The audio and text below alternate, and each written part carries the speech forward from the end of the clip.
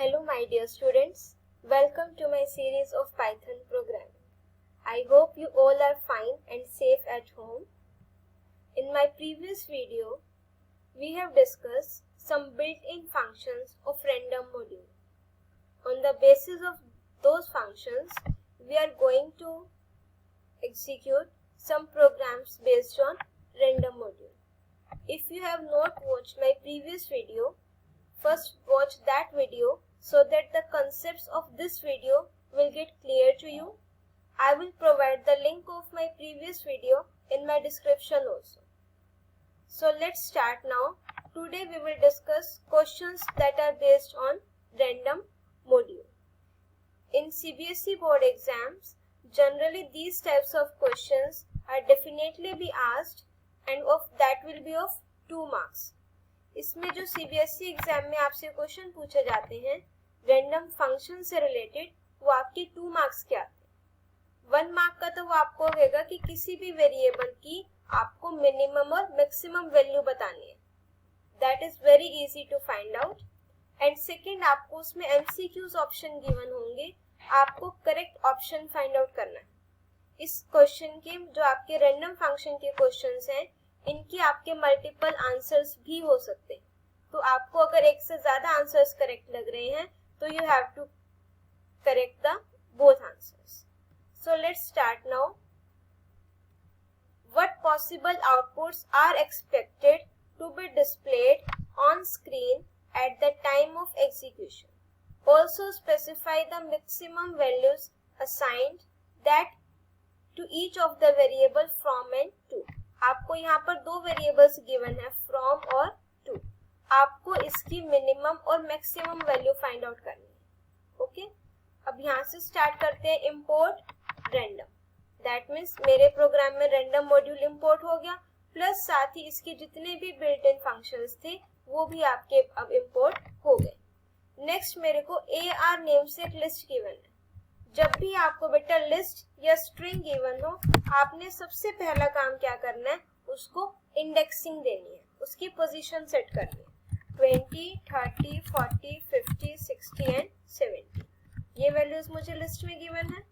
I am going to write the index now. Suppose this 20 is at index 0, this is at index 1, this is at index 2, this 50 is at index 3, index 4 and then this 70 is at index 5. Okay, सबसे पहला काम आपने क्या करना है, indexing करनी है अपने एलिमेंट्स की। अब उसके बाद देखो फ्रॉम नेम से एक वेरिएबल गिवन है। अब इसके आगे क्या लिखा हुआ है, from equals to random dot rand. अब मुझे पता है कि जो मेरा रैंड फंक्शन है वो मुझे इंटीजर वैल्यूज रिटर्न करके देगा और कहां से कहां तक की बाउंड्री वैल्यूज भी इंक्लूड करेगा। 1, 3 दैट मीन्स जो मेरा फ्रॉम वेरिएबल है that will return values from 1, 2 and 3। अब देखो 2 वेरिएबल लिखा हुआ है, 2, 4 तो it will return values 2, 3 and 4। अब जो आपका क्वेश्चन का फर्स्ट पार्ट था वो आपने सॉल्व कर लिया है। अब आप इस आंसर को आपने अलग से नीचे हाईलाइट करके लिखना है। The minimum value of variable from is 1 and maximum value of variable from is 3।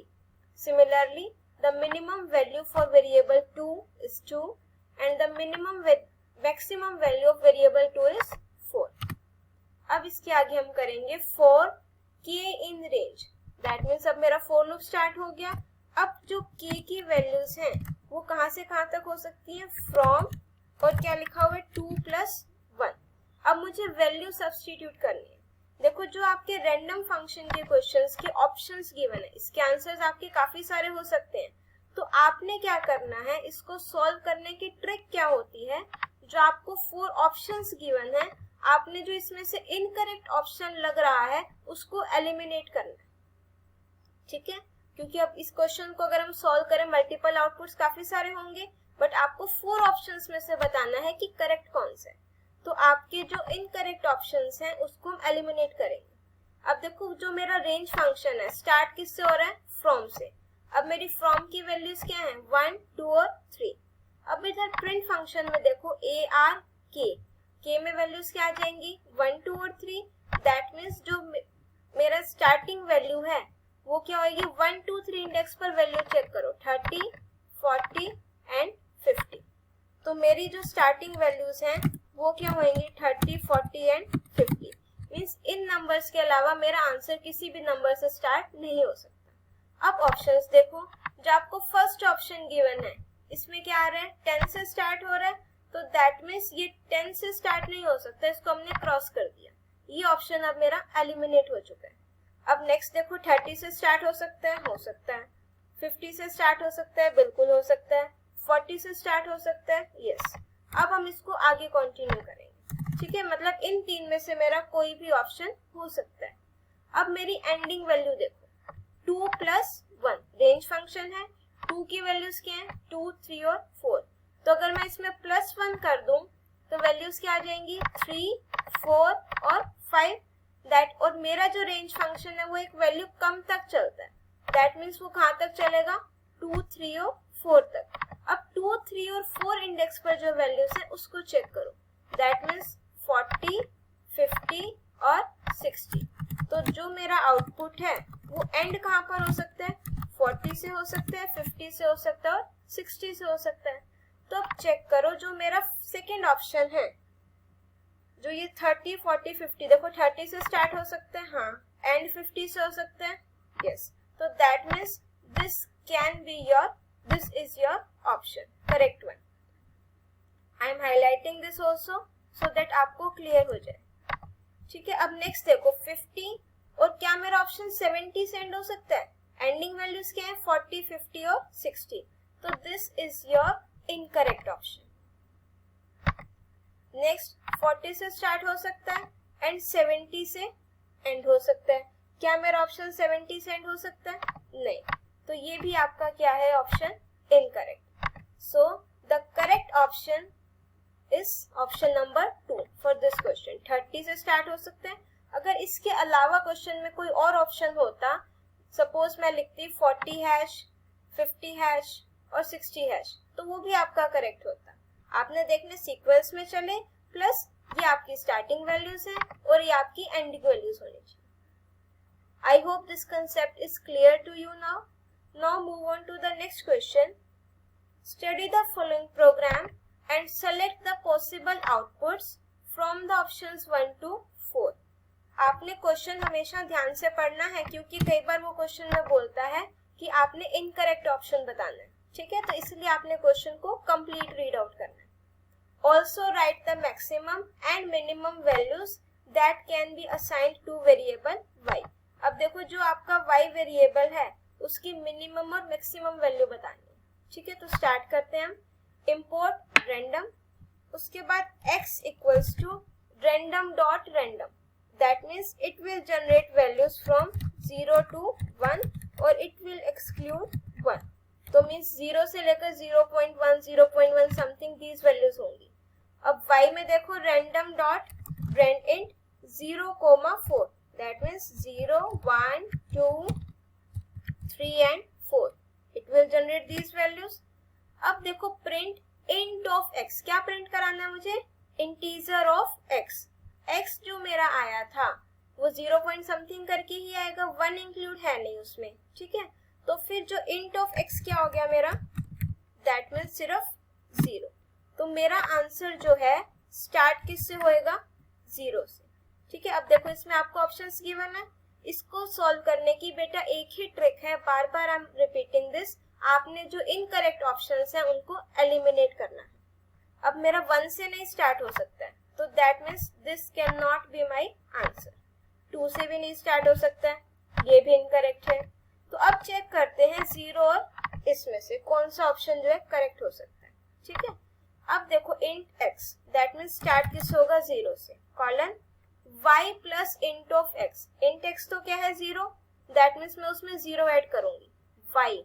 अब y की वैल्यूज क्या है मेरी 0 1 2 3 एंड 4। अब अगर मैं इस हर एक में 0 ऐड कर दूं तो 0 ही रहेगा। अगर मेरी x की वैल्यू 1 होती तो आप इन सब वैल्यूज में 1 ऐड करते, ठीक है।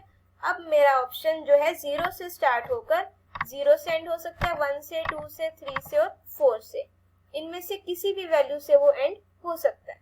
अब ऑप्शंस चेक करते हैं। आपका जो फर्स्ट ऑप्शन है 0 से स्टार्ट हो रहा है और 0 पर एंड हो रहा है, that means this is correct. अब फोर्थ ऑप्शन देखो 0:3, 0 से स्टार्ट हो रहा है और एंड किस पे हो रहा है, 3 पे हो रहा है, ये भी मेरे लिस्ट में है, तो दैट मीन्स फर्स्ट और फोर्थ ऑप्शन आपके क्या है, correct. Now move on to the next question. Observe the following program and answer the questions. आपको ये रैंडम फंक्शन गिवन है। इन क्वेश्चंस की बेटा आप जितनी प्रैक्टिस करो आपको ये उतने ही इजीली समझ में आएंगे, ठीक है। अब नेक्स्ट क्वेश्चन को रीड आउट करो।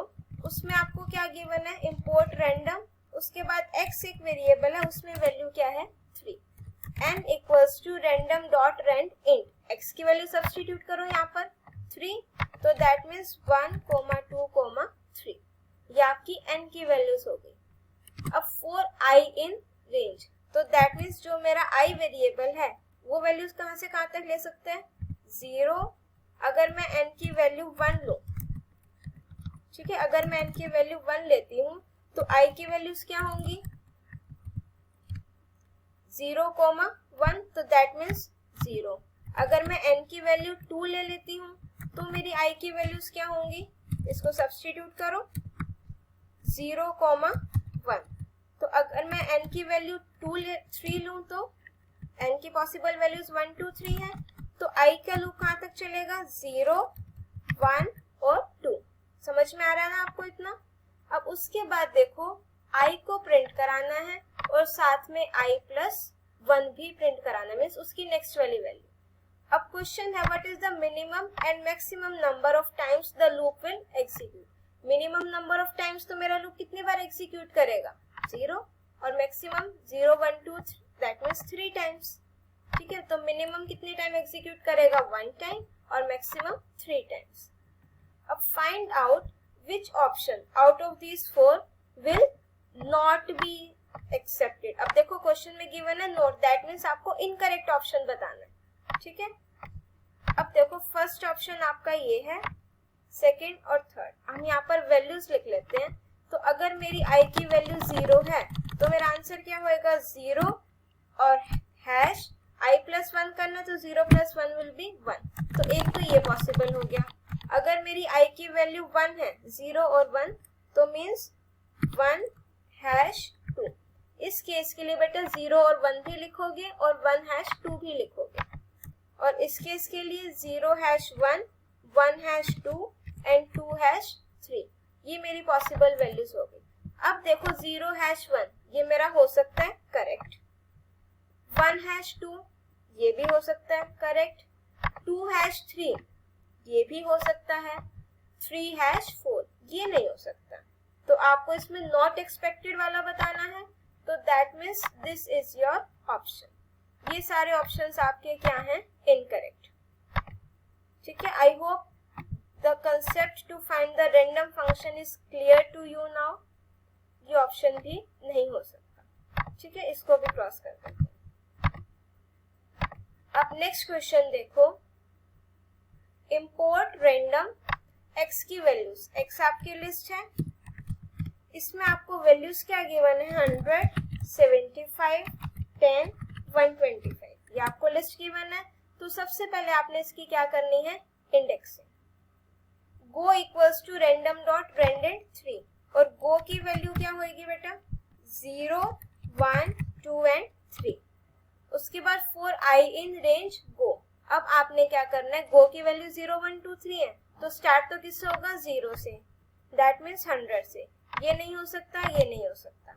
एंड किससे हो सकता है, अब देखो 100 से स्टार्ट हो गया, 100 पर तो एंड होगा नहीं, तो आपका ये ऑप्शन भी इनकरेक्ट है, फोर्थ ऑप्शन भी इनकरेक्ट है, थर्ड ऑप्शन भी इनकरेक्ट है, सिर्फ आपका फर्स्ट ऑप्शन जो है इसमें करेक्ट है। देखो अब हमने इसको बिना सॉल्व करे इसका आंसर फाइंड आउट कर दिया। इन क्वेश्चंस को आप जितनी प्रैक्टिस करोगे उतना आप इसको इजीली अच्छे से सॉल्व कर पाओगे। I will provide you the link of this file in my description also. In our next video, we will clear